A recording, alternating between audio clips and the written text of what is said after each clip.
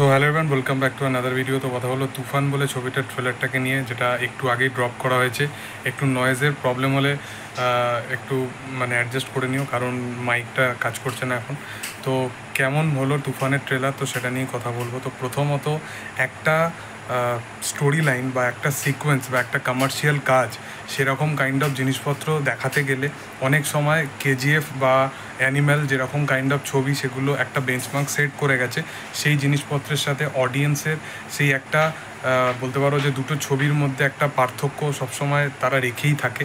কিন্তু এই জিনিসটা কখনোই তারা বিচার করে না যে ওই বাজেটের মধ্যে ওই জায়গা জিনিসটাকে প্রপারভাবে এত সুন্দর ওয়েতে প্রেজেন্টেশন করা, সেটা কিন্তু একটা বাংলা সিনেমার ক্ষেত্রে বিশাল বড় ব্যাপার, যেটা কেউ করতে পারেনি। সেটা কিন্তু রায়ান রাফি করে দেখিয়েছে। এবার যদি কথা বলি, তো তুফান এমন একটা ছবি হতে চলেছে যেটা কমার্শিয়ালি তুফান যেভাবে বড় হচ্ছে এবং কীভাবে গ্যাংস্টার হচ্ছে, এই রকম কাইন্ড অফ বা এরকম জনরার ছবি এর আগে অনেক দেখা গেছে। এবং একটা কমার্শিয়াল কাজের ক্ষেত্রে স্টোরির থেকে মোর দ্যান এটা ডিপেন্ড করে প্রেজেন্টেশনটা বা এক্সিকিউশনটা। কারণ একটা স্টোরি লাইন সিমিলারলি সেম হয়, যে গ্যাংস্টার কেন হচ্ছে, তার ফ্যামিলিকে মেরে দেওয়া হচ্ছে, সে কেন 15 বছর বয়স থেকে খুন করছে এবং তারপরে সেই টেরিটরিটাকে নিজের নামে করছে, এবং তাকে ধরার জন্য ফাইনালি চঞ্চল চৌধুরীর মতো কোনো পুলিশ অফিসারকে আনা হচ্ছে। তো এই সমস্ত জিনিসপত্রর সাবজেক্টগুলো কিন্তু কমার্শিয়াল কাজের ক্ষেত্রে কিন্তু খুব কমন ফ্যাক্টর থাকে। কিন্তু প্রেজেন্টেশনগুলো এবং প্রত্যেকটা পার্টিকুলার ট্রেলারের সিকোয়েন্সগুলো এত সুন্দর ওয়েতে ডিজাইন করা, যেগুলো দেখে বোঝা যাচ্ছে যে প্রত্যেকটা ট্রেলারের বা প্রত্যেকটা সিকোয়েন্সের মধ্যে একটা করে কিন্তু ডিটেলিং কিছু একটা লুকিয়ে আছে। সেটা কিন্তু দেখতে বেশ ভালো লাগছে, এবং সেই হিডেন ফ্যাক্টসগুলো নিয়ে কথা বলতেও বেশ ভালো লাগে।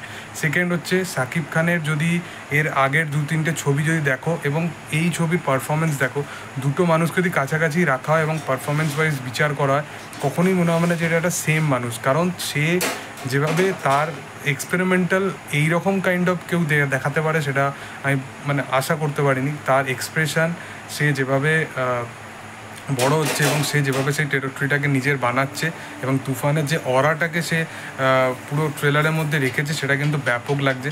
স্টোরি লাইনের মধ্যে একটা ব্যাকড্রপ আছে, যেখানে মিমি চক্রবর্তী যে পোর্শনটা, সেটাও এখানে ব্যাক করবে, এবং তার সাথে সাথে আরেকজনের যে পোর্শনটা, নবিলার যে পোর্শনটা, সেটা এখনও দেখা হয়নি, কিন্তু সেটা মেবি ব্যাকড্রপ হিসাবে কাজ করবে। তো এখানে প্রত্যেকটা ডিটেলিংকে একদম টু দ্য পয়েন্ট হিসাবে দেখানো হয়েছে। এখানে এক্সট্রা খুব এক্সট্রাঅর্ডিনারি ওয়েতে জিনিসপত্রগুলো না দেখানো হলেও, এখানে প্রত্যেকটা ক্যারেক্টারের যে ইন্ডিভিজুয়ালিটি কত স্ট্রং, সেই জিনিসটাকে কিন্তু দারুণভাবে ডেলিভার করা হয়েছে। এবং স্পেশালি 2-3টে সিকোয়েন্সের মধ্যে অ্যাকশানগুলো, বা শাকিব খান গান নিয়ে এন্টার করছে বারের মধ্যে, ওই পোর্শনটা, বা ওই বাচ্চাটা পিছন থেকে এসে একজনকে মারছে, তো ওই সিকোয়েন্সগুলো যেভাবে ব্রুটালি সে দেখানো হচ্ছে, সেগুলো কিন্তু ব্যাপক লাগে দেখতে। আশা করবো সিনেমাটা বেশ ভালো একটা সিনেমা হবে। তোমাদের কেমন লেগেছে ট্রেলারটা নিয়ে অবশ্যই কমেন্ট সেকশানে জানাতে পারো। ভিডিও ভালো লাগলে অবশ্যই লাইক শেয়ার সাবস্ক্রাইব করে দিও। Thank you all, by.